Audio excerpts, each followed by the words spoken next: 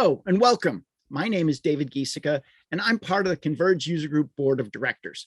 On behalf of the board, thank you for joining part one of our two-part series, Evolving Your Team.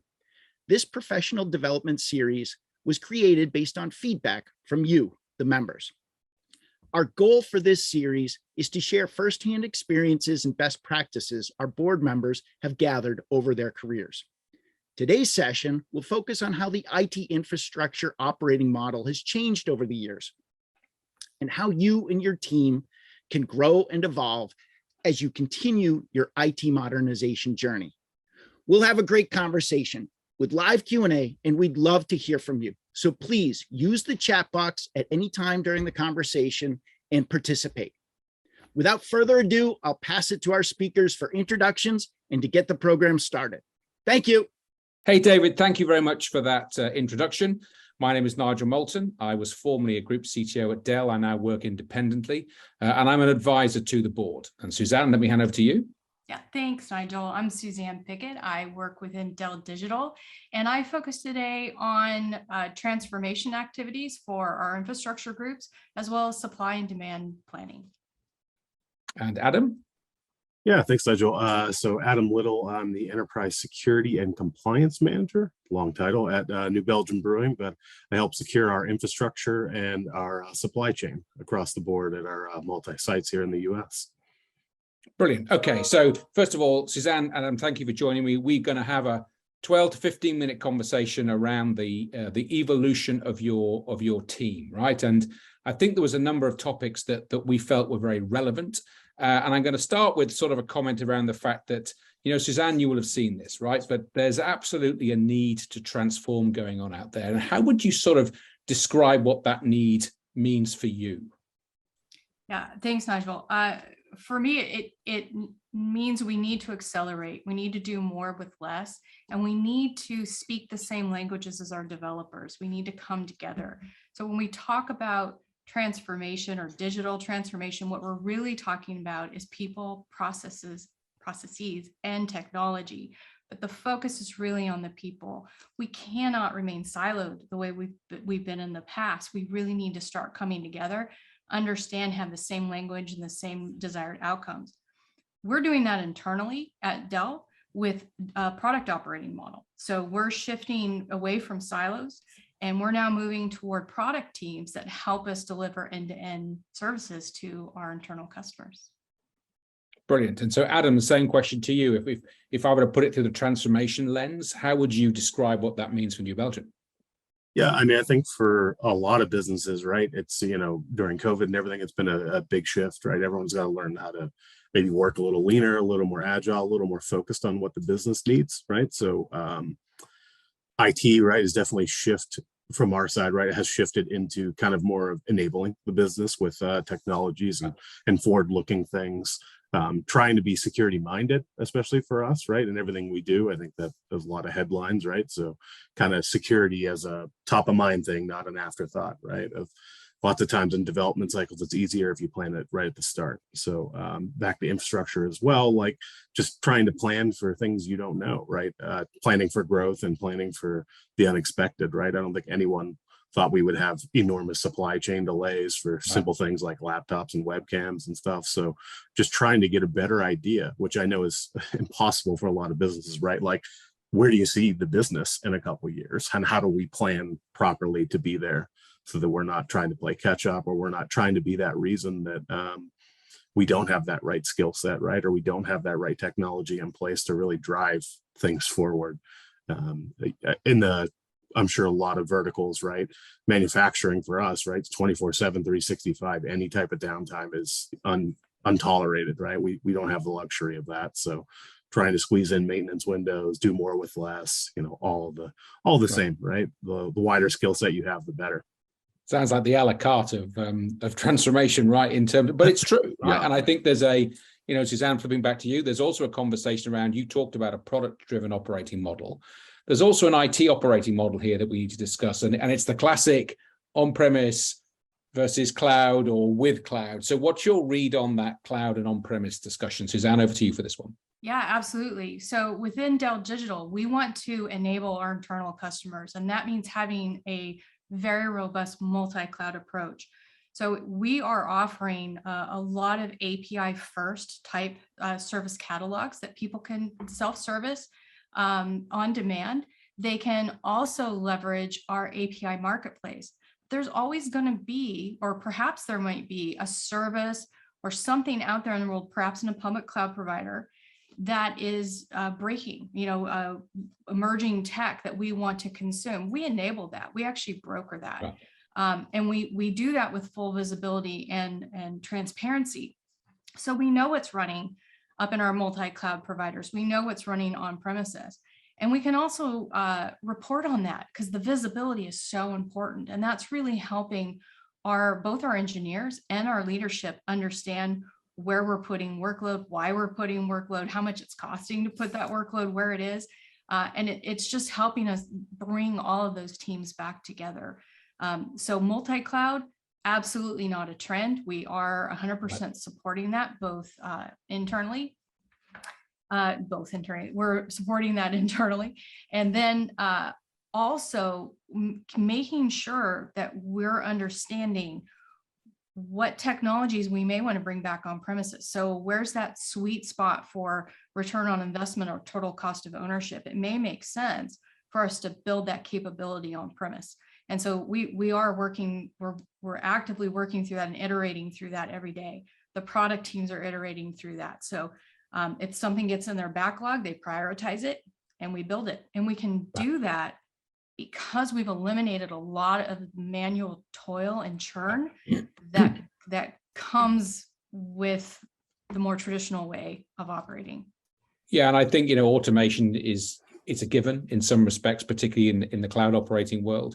Adam, I think I remember a conversation with you not so long ago, actually, where you were really debating the on-premise versus cloud model, right? Because there was starting to be a debate about whether actually running some of these workloads on premise was actually going to be preferable for you. So where are you in that conversation, again, in a multi-cloud sort of context? Yeah, so I mean, I think this relates to a lot of customers, but our parent company has very much taken we'll say a cloud first strategy, which I think lots of times that's a loaded statement. They're like, what does that really mean, right? Yeah. I think where New Belgium has kind of landed is in a cloud where it makes sense type situation, right? There are definitely workloads that it makes sense to shift there. Maybe not because it's cheaper to run them there, but they can be more agile. They have the APIs, some of the stuff that Suzanne was talking about of you don't have to worry about major revision upgrades because it's, delivered as a SaaS solution or something like that. But one of the challenges we've really found was like trying to align and make sure with our internal departments, right? New Belgium's very much very like open book management, very much empowers the users to know, hey, do you know how to read a P&L? Where are we at? Do you know what cost of goods sold means? Stuff like that. So I know that might not be applicable to every business that doesn't have that same level of transparency, but you all care about profits. You all care about losses, right?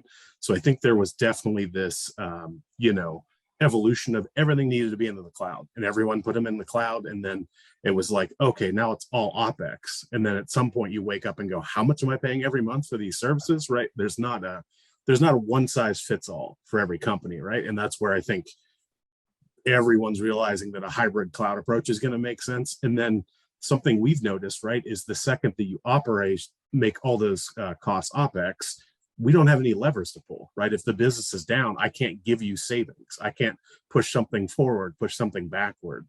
So working with our finance teams and kind of planning for where we're going and how busy we are, there's been a couple times where we say, okay, we need to do this infrastructure refresh. How about we buy this at the end of the year? Because this year is looking great, instead of having to worry about that next year. I don't know what business is going to be like next year, right? So just trying to get into that cycle of planning and then planning where all those workloads make sense, right? For us in manufacturing, there will just always be workloads we'll run on-prem because it's just not worth the risk of running automation and PLCs and like valve control systems somewhere else, right? So right. Striking that balance and figuring out where those workloads need to land makes a lot of sense for us. And I mean, don't get me wrong, that's a tough conversation to have, and you need to have a lot of stakeholders in that room to make that correctly, right? But it also puts you in a position where your team is very forward looking, right? It's great to take that time, come back to the business instead of saying like, hey, CEO, CFO, you tell us where we're going to be in 3 or 4 years. You say, hey, here are the things I'm concerned about. Here's where I think we should be, right? From a digital IT internal services perspective, right? And then you're driving that conversation. So the other point is that, this is evolving the team series, right? So we just basically had a strategy conversation. And I think what's important for people watching this is to realize that, you're both in leadership positions in your respective companies. You've gotten there, you've earned the stripes. And Adam, what you've just said, people on this call might not be fully conversant with that language that you've used, with the way you've set about it, right? And I think one of the most important things for people as they grow in their careers is to realize that you don't always need to be technical. You need to understand the technology, but you don't need to necessarily be technical. And I think, Suzanne, if I can ask you to comment on that, if you reflect on your own career, at some point, you've become more of a technologist rather than a technology person per se. Is that true? Absolutely true. That's a conversation you have to have with yourself. Especially if you want to start taking a leadership path, you have to maintain that technical knowledge and that technical savvy and the context and the concepts around technology. That's exactly what I do today. I stay very current on what's going on and what's happening, but am I hands-on anymore? The day my root access was taken away was really difficult. But was that a champagne in the fridge moment? Right, or not? right. Yeah. But it also frees you up to start focusing on the next part of the journey, which is really about leading, inspiring, and motivating, and bringing all these other engineers together as part of their transformation journey. So I every day when I'm working with my team, we're talking about their development and to get to the next level. If you want to become a director, how do you do that? These are some of the things that you can do to get there. Here's what's expected. So yes, maybe on Tuesday you have to wear your technical hat, but on Wednesday, let's start wearing a leadership hat and start focusing on what that means and what that looks like, and see if that hat fits. See if you like it. Adam, one thing that you said I wanted to comment on was around cloud, and I think a lot of people think of cloud as a location, and I prefer to think of it more as an experience. New Belgium runs a pretty lean team, so it can kind of be challenging, right, to go back and forth of wearing those two different hats. But we have very much, top to bottom, right? It is important to balance some strategic leadership goals for where the team's going, right? And kind of like my role, I feel like my job is to understand the technologies and things we're using, right? Provide some guidance and really move blocks out of the way, roadblocks for my team to empower them, right? And I know not everyone has the same type of leadership style, right? I'd kind of align pretty well to a more servant leader type role, but there are definitely different ways to approach that within your own business, right? And I guess the real point there is to not get focused on one or the other, right? Because you're going to need to try to evolve if that's your goal, right? To make your skill set a little more strategic, but you can easily do that in a technical track as well, right? Maybe you are going through evolving your on-site infrastructure and you're saying, hey, hyperconverged, we want to work towards that, right? That is a goal. Talk to your team, talk to your leadership team about how do we get there, right? What are the first steps? Do we need to validate workloads? Where should we be running things? Back to the cloud discussion, right? If it doesn't fit for this, should we be running it somewhere else? And then I think Suzanne talked on it too, but a lot of people that when cloud was the hot topic, there were reasons why they went there, right? They either didn't have the staffing, they needed some sort of a level of BCDR, better recovery, or financially it made sense. But the real value everyone has noticed is they want that service delivery. They want that unified delivery. They want that quick and easy on-demand agility, right? So make sure, regardless of where you land on all this journey, you're planning for that, right? You're really enabling your users. My IT director or VP, whatever his title is now, has always said the last thing we want is IT to be the roadblock to the business, right? And the only way we can do that is to be one step ahead of the business, which I know is really hard sometimes, but try to think of where they're going, where we need to do, what we need to do to enable them, right? And that'll put you in a good spot, right? Across the board, people, builds rapport, builds trust in that team, right? They stop viewing IT as a cost center and more of a enabler of technology, as long as you're interested in pushing that forward. Yeah. So, okay. So firstly, both of you, thank you very much. Right. I think it's fair to say in the past sort of 12, 15 minutes, we've covered actually quite a lot of ground. And I'm hoping that this generates some questions that we can look at into the Q&A. But if I can just summarize in sort of 60 seconds or less, the conversation started around transformation, and both of you agreed that it is an imperative. It is happening regardless of what is our economic factors or other factors that might impact the business. The need to transform is still as relevant today as it was 5 years ago, and probably will be in 5 years' time. Secondly, we moved on to debate about whether on-premise versus cloud versus multi-cloud or hybrid cloud is the right approach. I think you both settled in the hybrid arena and gave some pretty compelling testimony as to why that is the case. And then finally, as we flip it to looking at team members and how you yourselves became leaders in your businesses, the sort of things that you look for individuals, the conversations that you need to have, and the sort of journey that you need to take yourself on personally to get yourself onto a more of a management track, as I said, rather than a technical track, right? And I think those words of wisdoms and your own stories, one, are 100% relevant, and two, I'm hoping that it leads to some questions from our panel and from our audience. So at this point, I'd like to thank you both for a compelling conversation. It's been brilliant to host this. And at this point, I'm going to hand back to David so David can run the Q&A. Adam and Suzanne, thank you. Thank you, speakers. We will now take a brief moment to transition to the live Q&A. Before we do, as a reminder, we'd love to hear from you. So please submit your questions through the Q&A function. And if you'd like to contribute to the discussion, please add your comments to the chat box.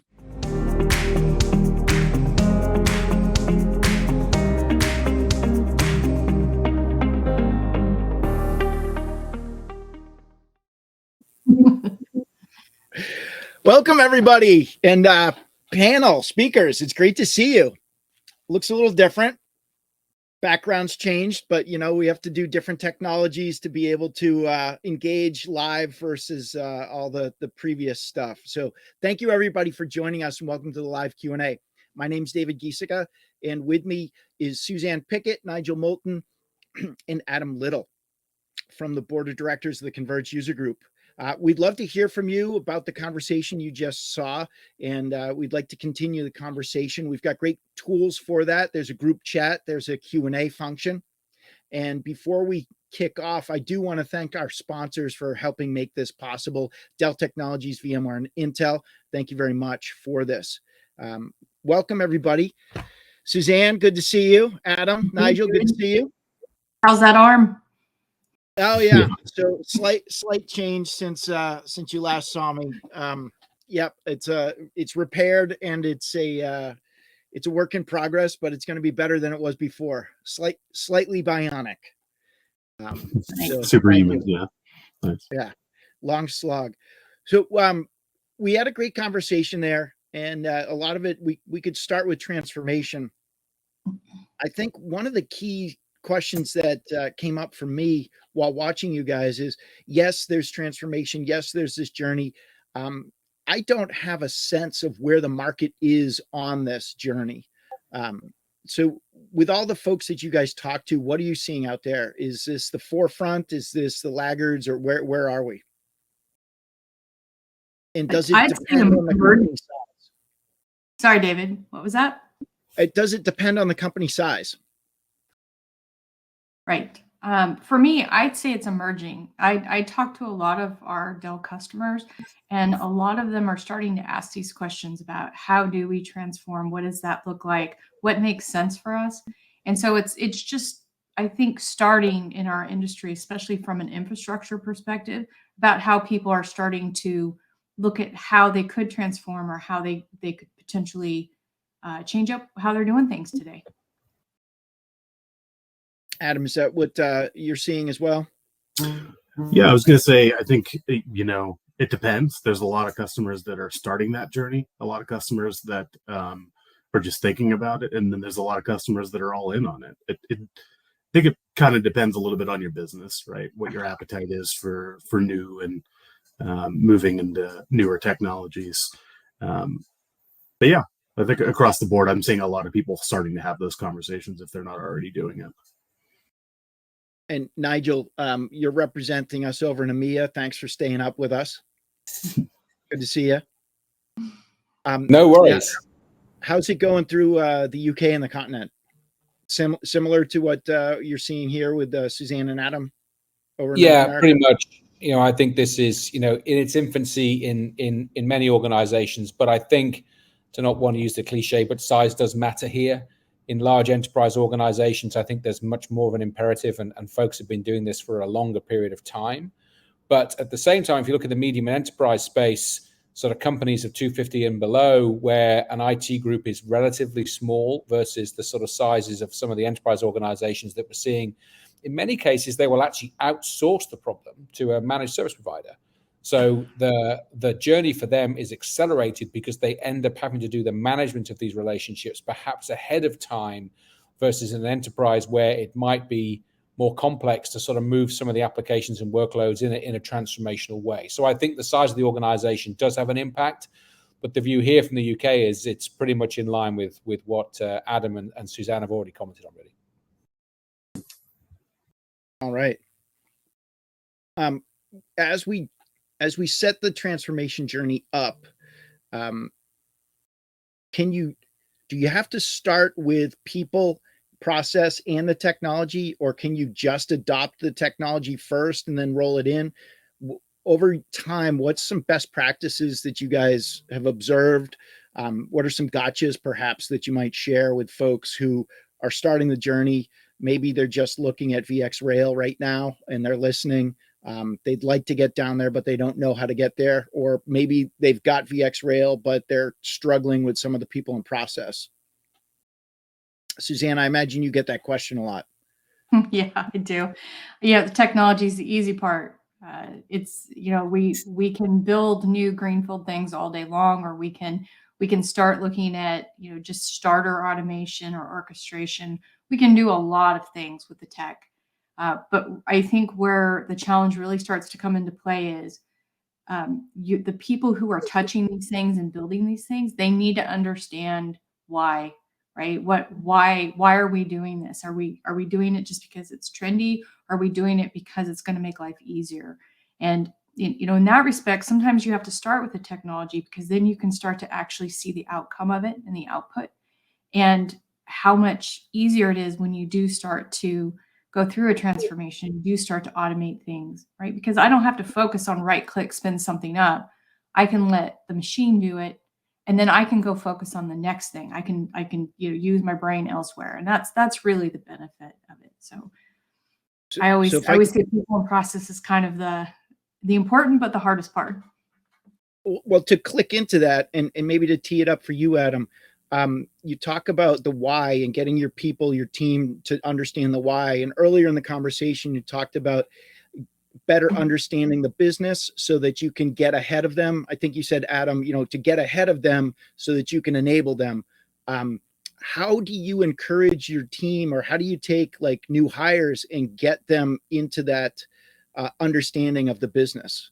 What are some tricks or tips, or what do you look for when you're hiring somebody to figure out whether they're going to be able to really absorb that quickly? And sometimes it's easier with beer, I think, than other things. Yeah, certainly that helped every pitch, right? As things get really bad, we can just go get a beer at the bar. But yeah, I don't. It's a challenge, right? And I just totally want to echo what Suzanne said. Like, the people in the process is the hardest part, right? There's, for a lot of different companies, that is maybe not why they got into it, right? There are some people that will say, hey, look, I just want to be technical. I just want to spend all day spinning knobs and dials and performance tuning. And there's always going to be an avenue for that. But the need for every business to do that is diminishing, right? And that's not meant to be like, oh, this is a warning shot that we're not going to need technical people, because we're always going to need technical people. But it's just more of a line better to where your business is going, right? Help enable them. I know may not be applicable to every single business, but pretty much most businesses want people that are more tuned in, more dedicated, more forward thinking on where the company's going, right?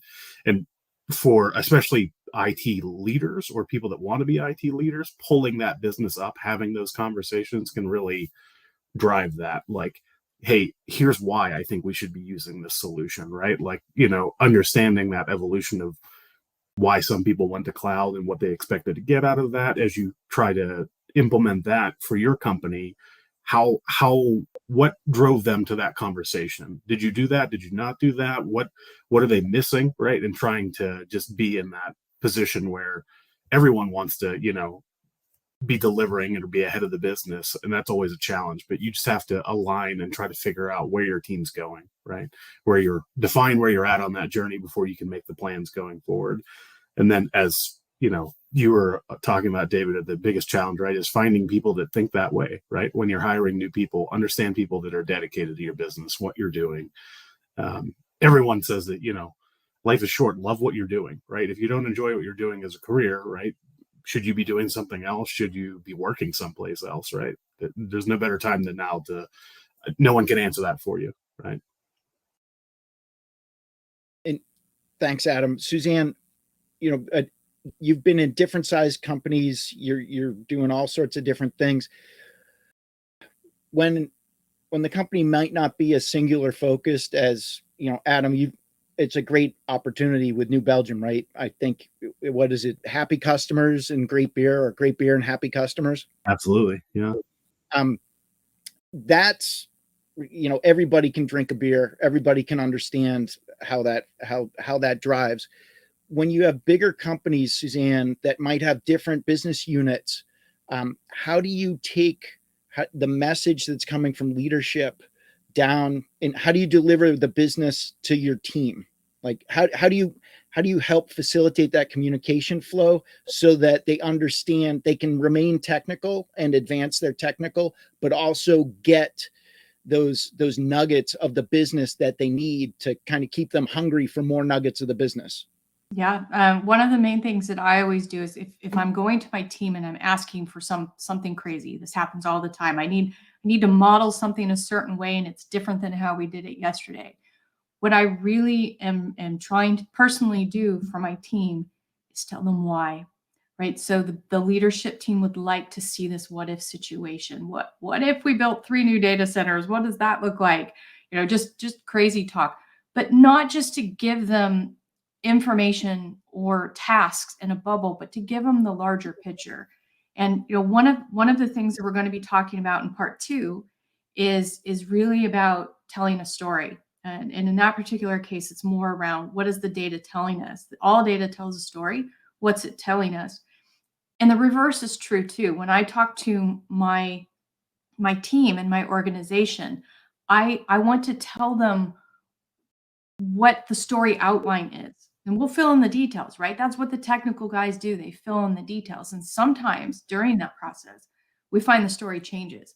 But if I give them the context and the background of why I'm asking for these big, massive changes, especially big technical changes, I find that it helps them kind of understand the bigger picture. And then also we put everything back in terms of the business.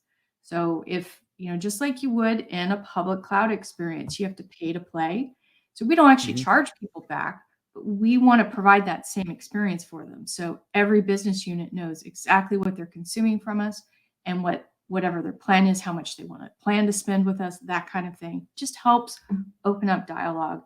And on a personal perspective, for me, transparency is the best thing I can do for my team. If I know it, chances are my team knows it, and I'm giving them the context so that they can also start making those decisions. That's super important to me. That's great. Nigel, I've got a bunch of questions forming for you, but just to piggyback on that quickly, Suzanne, how do you identify the difference between reluctance to change from your team and maybe they have a good reason why they don't want to change, but they're struggling to communicate that? That's a hard one. I think that, everyone finds value in what they're doing. Right? And if your leadership's finding value in it, then you're fine.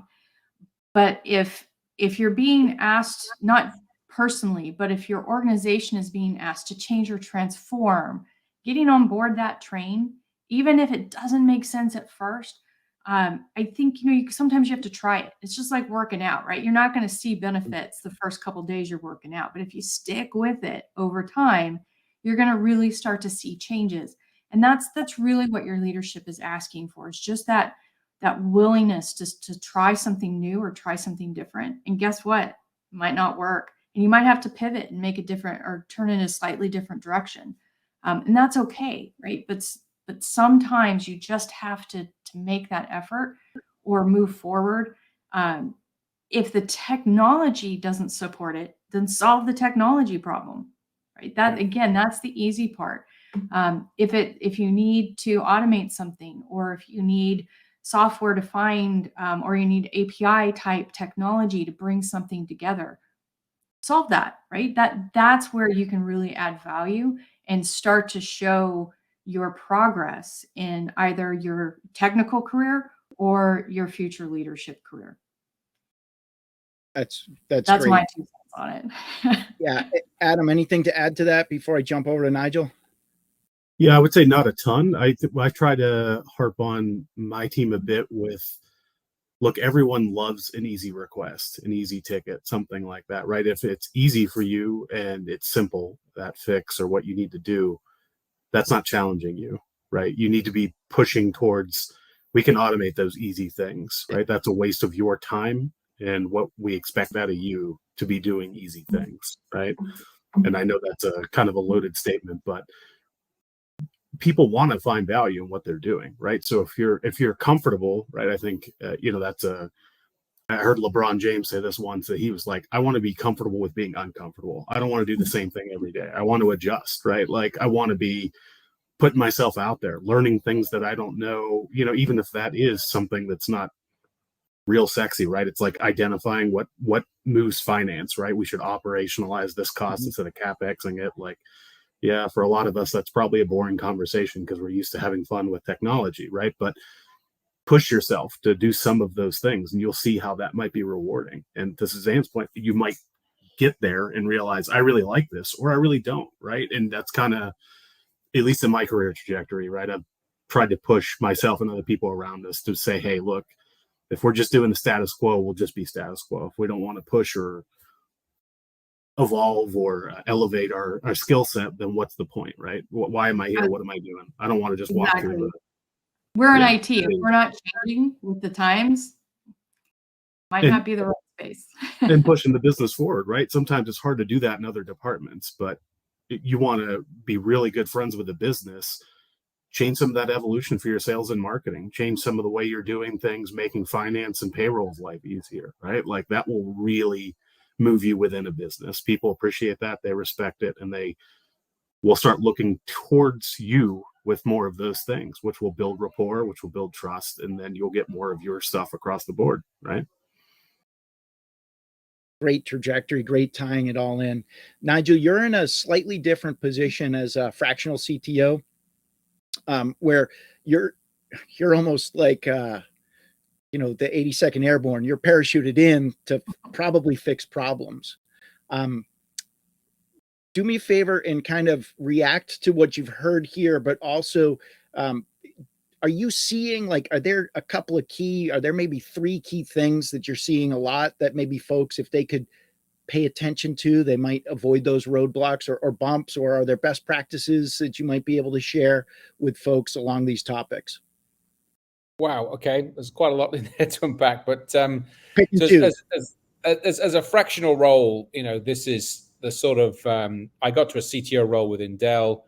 I elected to move into a space where I work for myself. And so you're right, you do get parachuted into a number of businesses, but you tend to see the same challenges everywhere, which is that historically sort of back room function, right? And I work with a law firm in the UK, for example. Now IT is the business, and it's a bit of a cliche, but it's true.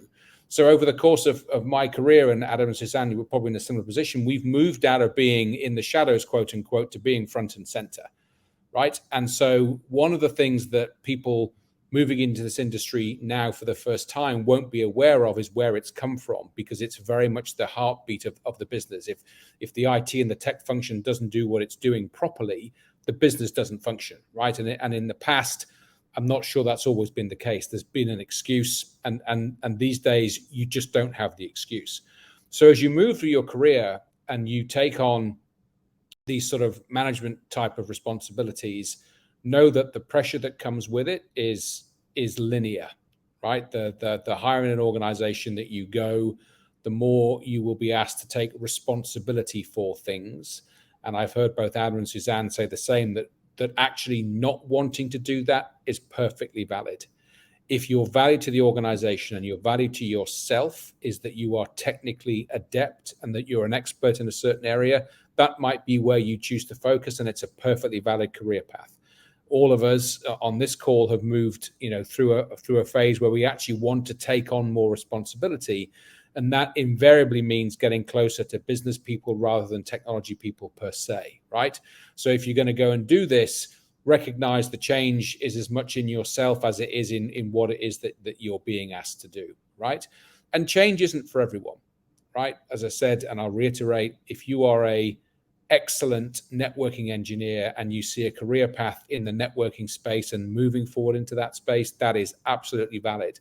And the individual contributor role in organizations should be something that you can wear with pride, because the value that you bring is necessary that you manage people. But my God, when it comes down to fixing problems or being able to sort of architect for the future in your particular area, you become the subject matter expert in that. And what that then might lead to is external interests. You might want to speak publicly. You might want to blog. You might want to sort of take that expertise and share it in different ways, being part of a user group, for example. So I think as I reflect on some of the comments that Suzanne and Adam have made, they're 100% valid. And as I look at it from my own trajectory and the things that I've done, there was a very clear drive to want to be more responsible and more accountable. But that's not always nirvana for people, right? If you're going to go down the technical track and stay technical, that is super, super valuable. And organizations that get that are the ones you want to work with. One thing I think also to watch out for is when you do become that subject matter expert, that go-to technical person, oftentimes your leader might come to you and say, hey, you've done so well at this. We want you to manage the team. And that's a really good time for you to have a conversation with yourself and say, okay, this is the start of that leadership journey. Do I want to jump on board that? Or to be really honest with yourself and say, no, I want to stay as an individual contributor, which means no one reports to you. So just keep that in mind, that often happens, that when you're super, super good at your technical role, in a year or two, leadership's going to come to you and say, this person's really good. We need him to start managing the team. And you may not have any management skills. And that's why these types of things is important, because you can start thinking about what kind of leader you would want to be. And that's a journey as for everyone, including us on this panel. So be prepared for that, because even if you're just starting out in your technical career, eventually you might be asked to take on a leadership role. And then the question you need to ask is, do you want it? And are you ready? And do you have the skills you need to start doing that? So hopefully this helps. Yeah, great. And also, don't be afraid to ask your company, well, this is great, but I need training. There's always technical training. There's management experience training too. So that exists. It's called soft skills, David. So if you want hard skills, you're talking about go take a Python class. If you're soft skills, you're really talking about drum circle. Was talking about, right? You're talking about how do you manage people of different personalities and maybe different cultures, and how do you do something like this and present, or how do you blog, or how do you create technical white papers for people to read? So definitely ask for training. Yeah. Sorry, David. No, I mean, drum circles are fun too. Adam, any last thoughts or comments as we wrap up this part one of the two-part series? Sure. Yeah. I mean, I was going to just touch a little bit on that what Suzanne was saying, right? First of all, too, what type of manager you want to be and what type of manager the business expects you to be, right? Because there's a lot of different businesses and a lot of different approaches. So you may find that the type of manager you want to be, if you're going that route, might not be the type of manager the business expects you to be. right? So that can kind of be, don't let that deter you, right? There are many different ways to manage and lead people. There are technical managers or technical teams, if you want to go that route, right? Where you're still 50-50 technical and kind of a point of escalation for that team, right? While still managing that team. For me, at least, I think it's kind of been a challenge for me as being that person that a lot of people would go to for a technical solution, to say, hey, I appreciate that you trust me, but that's not my job anymore, right? I need to be empowering these folks that I'm now leading to do those things. And I promise you, they'll do a great job. They're here for a reason, right? Especially at New Belgium, we have a lot of in-house technical experts, right? It's almost a joke that they'd be embarrassed to have to call VMware or have to call Dell on something, right? So that's, not that everyone takes that approach, right? But that mentality means we have a lot of people that, if you think at a high level, are kind of overqualified for their job, right? A lot of their job is easy. So for them, it's, if they don't want to be a manager, which they probably, there's a bunch that just don't, right? How do we keep challenging them? How do we keep them engaged? How do we give them more stuff to work on, right? That is technical, because we can't just buy stuff for the sake of buying stuff, but help us, Suzanne had an example of just being in a hypothetical, like, so if we added another site or we made another acquisition, what would another distribution site look like? Help us spec that top to bottom. What equipment do we need to put in there? Do you want to work with the controls and automation team to think about, can we be automating more stuff and roll that over to infrastructure? There's a lot of different verticals, but keeping people engaged and keeping people working on stuff that matters to them is rewarding, right? And that's important for employee retention and company satisfaction and all of those things. So just understand, try to figure out where you fit into that, right? And I know that is not going to be the same answer for everyone. So take time to make that decision for yourself and try new things. Great points. Nigel, we're wrapping up. We got you back. Can you hear us? Yes, absolutely. Apologize, I had to just take a personal call, but all good. Understood. As we wrap, any final thoughts to share before we wrap? I just thank everybody for, oh, sorry, Nigel, you go. I was just going to say, we've covered a huge amount of ground, right? I think there's life stories that we've gone through in 20 minutes here. So the amount of data that I think and information that we've passed to the audience is incredible. And I know this is recorded and we want to show it out, but I think from our side, it's just the breadth of the conversation, which has been interesting. And speaking personally, we don't always get to have that. So to both Adam and Suzanne, thank you for contributing to this, because I think across the piece we've gone to a lot of spaces. Absolutely. And that to me is one of the great benefits of the user group. And we're starting to see bits and pieces of that come back, as we were in person at DTW. We were in person in San Francisco. We'll be in person in Barcelona for VME Barcelona. I understand it's a slow transition back, but these conversations can and do happen at user group meetings after the presentations, at the networking sessions. You can get this. Of course, we're trying to get more of this out to broader members. The on-demand replay will be great. But thank you all for being such great participants and supporters of the user group, and really showcasing the importance and the value it can bring. Suzanne, final thought, final words. Just thanks everyone for attending. And as always, Nigel, David, Adam, it's great. We can talk technology and leadership all day long, and that's clear. I mean, I think that's obvious to everyone. For those of you that have attended, please feel free to reach out to the Converged User Group. This kind of conversation happens all the time, and we're here, right? We're here to help you with your journey. So we're around. That's it. Yes. Thanks. Absolutely. Thank you. So folks, remember, thank you all for attending. Remember, this is part one of our two-part professional development series. We kept this purposely elevated for the professional development. We'll do that again on the second part of the series. User group meetings have Dell Technologies in VMware and Intel updates on VxRail, PowerFlex, VxBlock, and we go into the people and process conversations. So if right now the focus is on professional development, at our meetings we span a bit of the spectrum. So please get involved, reach out. join us, convergeusergroup.com. Be sure to tune in next Thursday for the second part of our two-part series, where Nigel and I will be back. And I think, Suzanne, you're back with us, but we're going to swap out Adam for JT this time. Yep. And JT is folks, an amazing leader, everyone. He has amazing experience and a really strong technical background, so wouldn't miss it. And just to watch his career progression from when he joined the user group to now, as he's wrapping up his final year of his presidency of the user group, incredible, very, very aspirational.